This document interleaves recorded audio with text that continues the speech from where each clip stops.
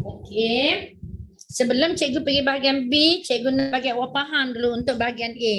Okey, memang cikgu tak jangka soalan resume ni keluar. Tetapi kita kena bersedia dengan sebarang kemungkinan. Okey, boleh ya?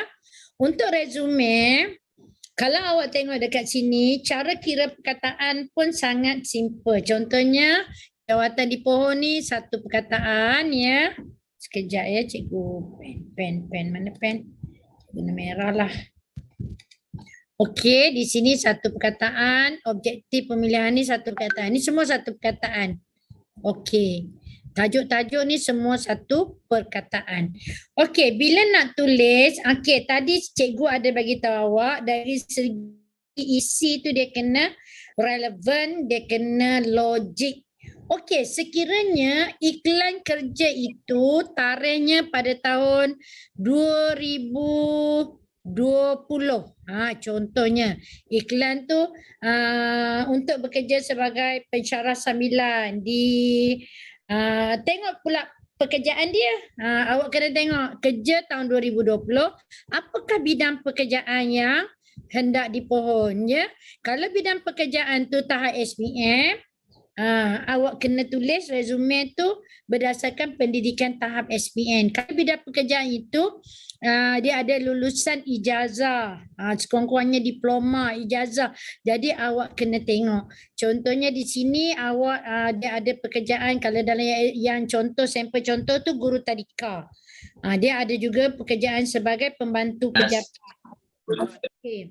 Jadi awak bila awak nak tulis, contohnya sekarang ni pekerjaan ni tahun 2020, awak nak memilih kerja sebagai pensyarah lah, contohnya pensyarah sambilan di sebuah kolej swasta contohnya. Adalah kolej tu. Kemudian nak jadi pensyarah mesti ada ijazah. So kena faham. Kalau guru tadika mungkin setakat SPM. Jadi di sini ni yang penting awak kena reka diri awak, profil diri awak. So awak tak bolehlah lahir pada tahun 2003. Kalau awak lahir tahun 2003, awak baru berumur 17 tahun pada tahun 2020. Okey, faham ya kelas? Jadi awak mesti lahir lebih awal lagi. Aku waktu ni mesti umur 25 tahun. Jadi kalau tahun 2020 iklan jawatan tersebut, maka awak kena lahir pada tahun 1995. Okey, boleh kelas? Okey, jadi IC ni pun awak kenalah cipta sendiri dengan 950101 bla bla bla, cukup dia punya nombor dia. Jadi di sini sebenarnya pemeriksa tu dia nak tengok kematangan awak dan kebijaksanaan awak. Bagaimana itu dikata mencipta. Awak mencipta profil diri masing-masing. Okey, boleh ya? Okey, bila dah awak lahir tahun 95, maka awak memiliki ijazah. Selalunya orang yang dapat ijazah awak kena tahu umur 22 atau 23. Jadi ijazah sarjana kalau 95 2015 awak umur 20 maka 2017. Jadi awak kena tukar sarjana muda pendidikan pada tahun 2017. Bila umur 15 awak SPM awak pada tahun 2008. Jadi awak kena tukar kepada 2008. Okey, faham ya kelas? Hello? Faham cikgu, faham. Ya. Faham cikgu. Jadi itu yang dikatakan bagaimana awak mencipta profil diri awak tu dia kena logik dengan cerita. Ini cikgu cerita kalau soalan email masuk dan awak kena jawab. Tetapi cikgu doakan sangat-sangat supaya dia keluar soalan yang pendapat lagi mudah ya. Okey, ada apa ada nak tanya tentang email ni sebelum cikgu pergi email tentang resume ni sebelum cikgu pergi kepada karangan bahagian B.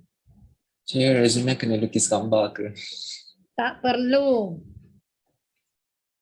Cik Puan Zainab, ada soalan daripada murid kita ni. Dia tanya apa bahan dia akan bagi untuk resume ni?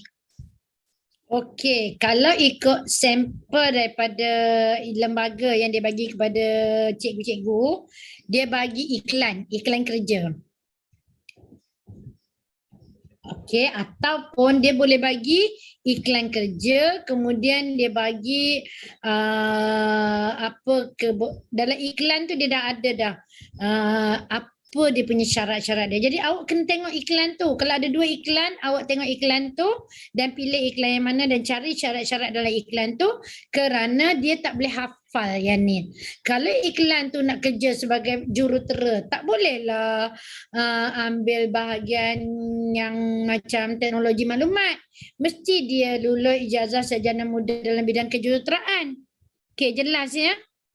So awak kena tengok iklan tersebut.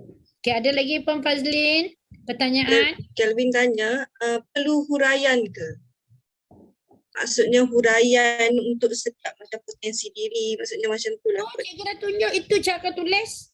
Ya Kelvin, tolong tengok huraiannya begitu ya. Tak adalah awak bagi contoh dan sebagainya, tak perlu lah. Okey, cuma dia kena ayat yang lengkap. Awak tengok dekat sini. Saya pernah dipilih. Dia tak boleh anugerah tokoh nilam kebangsaan. Yang ni dia tak boleh macam ni. Nampak? Tokoh pemimpin muda dia tak boleh. Anugerah dia, saya dipilih sebagai tokoh pemimpin muda semasa kem. Saya telah mendapat johan dalam pertandingan. Dia kena ayat yang lengkap ya Kelvin. Okey, boleh?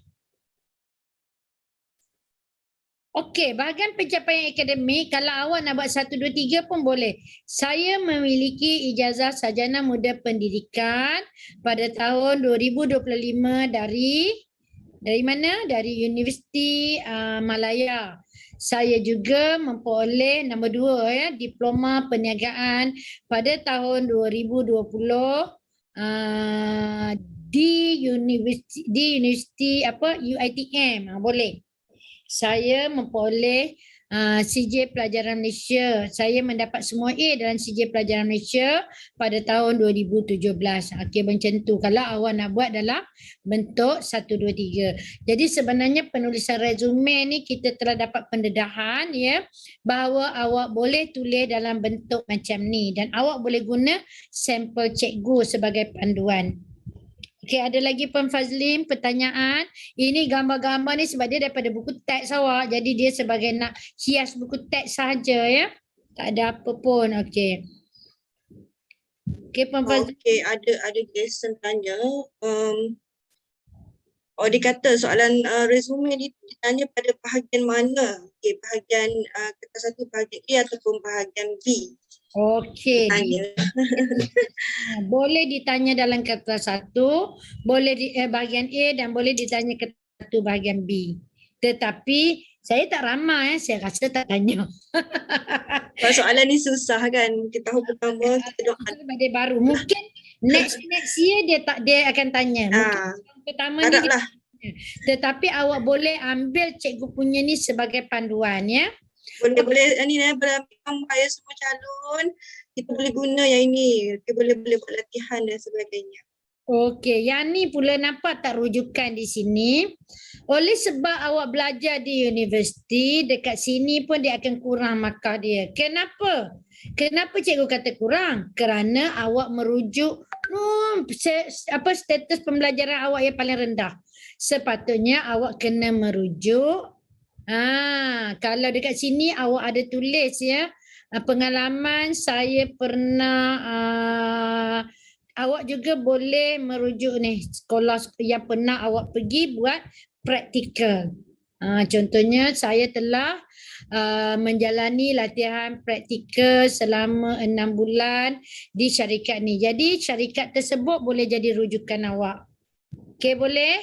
Ataupun awak boleh ambil rujukan dekan fakulti pendidikan universiti. Bolehlah nama awak reka je nama.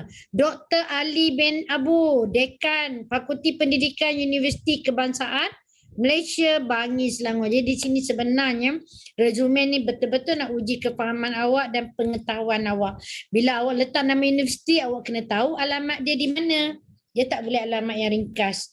Okey, tetapi kalau memang tak tahu sangat dah blur, dah blank, Tulis je lah nama pengetua sekolah masing-masing. Okey, ada apa nak tanya lagi? Okey, kemudian surat rasmi pun sama. Cikgu rasa cikgu dah tunjuk dalam cikgu punya bengkel sebelum ni, cikgu tak nak tunjuk lagi ya. Okey, seterusnya kalau tak ada apa-apa pertanyaan Puan Fazlin, saya nak teruskan. Okey, yang ni surat kiriman tidak rasmi ni pun mungkin boleh jadi soalan kita.